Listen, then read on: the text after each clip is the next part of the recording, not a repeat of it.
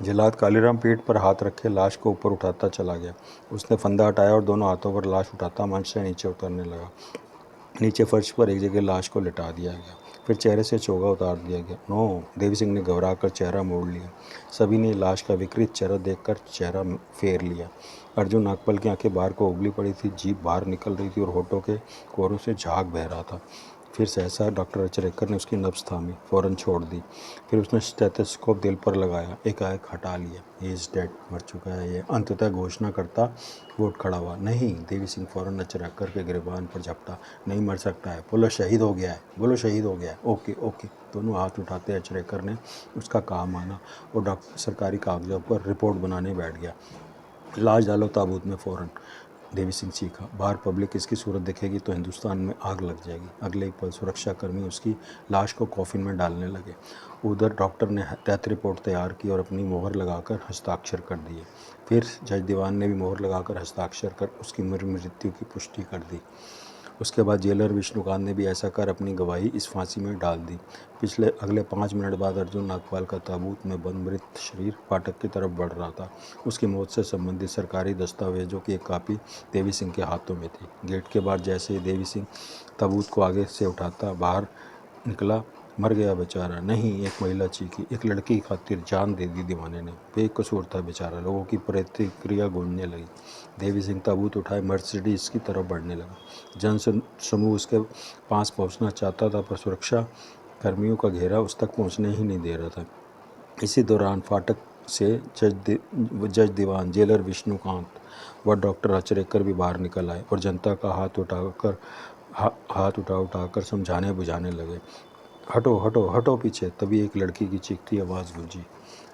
देवी सिंह घबरा गया, बौखला गया। वो आवाज़ तो सलोनी की थी, यानी सलोनी भीड़ में ही कहीं थी, पर सुरक्षाकर्मी उससे देवी सिंह तक पहुंचने ही न दे रहे थे। आने दो उसको, देवी सिंह दहाड़ा। फलस्वरूप भीड़ काई की तरह फटकर रास्ता देने लगी और देवी सिंह सलोनी का चेहरा देखने को लालायित नजर आने लगा।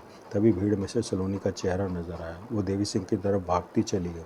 उसके पीछे एक और चेहरे की हल्की सी झलक देवी सिंह को मिली तो उसके तिरपन कांप गए। वो अभी कोई प्रतिक्रिया दिखा पाता कि अर्जुन, एक जोरदार चीख फिजा में गूंजती चली गई।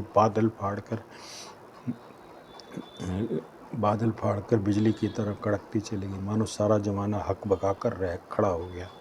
भड़ाक, देवी सिंह और सुरक्षाकर्मियों के हाथों से ताबूत भड़ाक से गिरा और मुंह फाड़ सा खुला। अर्जुन, चीख दोबारा लंबी हुई और लंबी होती गई। उसकी प्रतिध्वनि पूरे आसमान में गूंजती चली गई। धड़ धड़ धड़ ताबूत के भीतर से हलचल होनी शुरू हो गई और फिर नैना, ताबूत का ऊपरला ढक्कन आसमान में ऊपर तक उड़ता चला गया और अर्जुन नागपाल शेर की तरह बाहर निकल कर आया कि एक थम गया। सामने उसकी जान खड़ी थी, जिंदगानी खड़ी थी। एक मैली सी साड़ी में, पल्लू में दोनों बाहें पसारे वो खड़ी थी। उसका चेहरा मुरझाया सा था, बाल बिखरे बिखरे थे, अधर को मुलाये थे, गाल भीतर जा धंसे थे। फिर भी उस चेहरे पर दुनिया भर के फूलों की रौनक थी। अर्जुन, आओ ना। बाहें पसारे उसने अर्जुन को आगोश में बुलाया। नैना। और अर्जुन हवा के झोंके की तरह भागता हुआ उस मैली कुचैली हसीना के आगोश में समा गया। वो उसकी नैना थी, असली नैना, जिसे वो करोड़ों में पहचान सकता था, जिसे देवी सिंह ने लाखों में पहचान लिया था। सलोनी के पीछे वही चेहरा था, वही नैना थी। उधर दोनों प्रेम पंछी आपस में एक दूसरे को बेतहाशा चूमते चले गए। उन्हें न जमाने की परवाह थी, न कानून का डर था। और फिर पेड़ के पीछे से दोनों हाथ ऊपर उठाए चंद्रपाल बाहर आया और देवी सिंह की तरफ बढ़ता चला गया। देवी सिंह समझ गया कि वो क्यों दुनिया की नज़र में देवता था और अर्जुन की नज़रों में भगवान था।